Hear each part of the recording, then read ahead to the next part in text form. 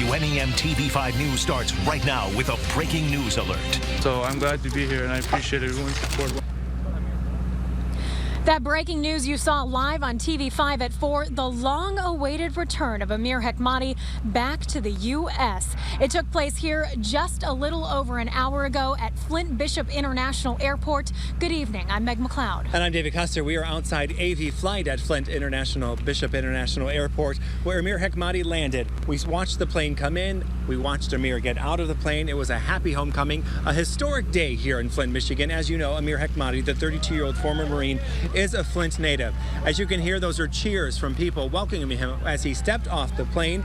After being in Iranian prison for 4.5 years, he was in that prison since August of 2011, accused of espionage, accused of being a spy. So it has been a long journey for Amir to find his way back here to Flint, Michigan, his hometown. And a little bit more background on that. Yes, he was accused of being an American spy back in 2011. His family says he was visiting his grandmother in Iran, and then in 2011, later on in 2011, he was sentenced to death, then retried in 2013 and sentenced to 10 years behind bars. Thankfully, last week, after calls from people across the country, he was finally released in a prison swamp. And as we know, many grassroots efforts took place here in mid-Michigan. Several groups and organizations were protesting to get Amir back home. And as you just heard, when he got off the plane, he said he was happy and healthy.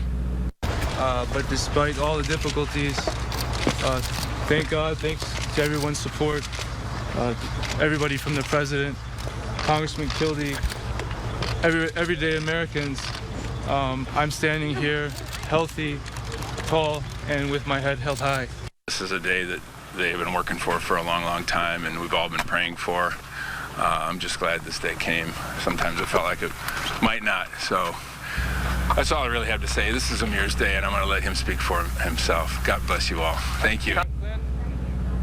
And to reiterate what Amir's Day really means, last week he said on Facebook and Twitter that he was overwhelmed by all of the support. He actually had Iranian officials tell him that this support he's receiving is amazing. They were completely amazed by it. And he said, well, that's America for you. And again, he emphasized how grateful he is for people here at home keeping his cause alive. And gratitude definitely is the word of the day. Just let me give you a rundown of when Amir did arrive here in Flint, Michigan.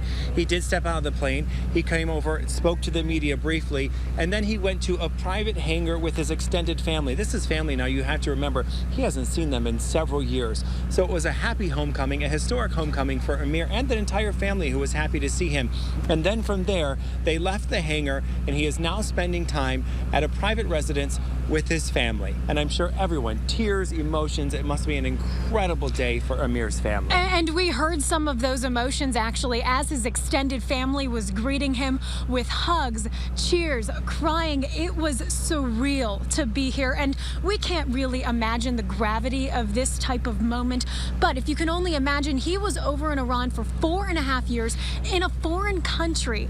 He only knew 4 walls for 4.5 years, and finally he has arrived back in his hometown of Flint, Michigan. He's going to see family and friends he hasn't seen, get adjusted, see things he hasn't seen, and see how it's grown and changed in the past few years. And again, we did hear Congressman Kildee, being very modest, but he did fight long and hard to get Amir Hekmati back home, and he did say that this is Amir's day, and I truly believe him when he says that, because even though he is celebrating himself, Hekmati's family was so close to the Kildees that they even attended Congressman Kildee's father's funeral this summer. So they're a very tight-knit group, and I know that Congressman Kildee got emotional, and that's why he did walk away when we interviewed him earlier. So it is a historic day here in Flint, Michigan. We're going to toss it back to you.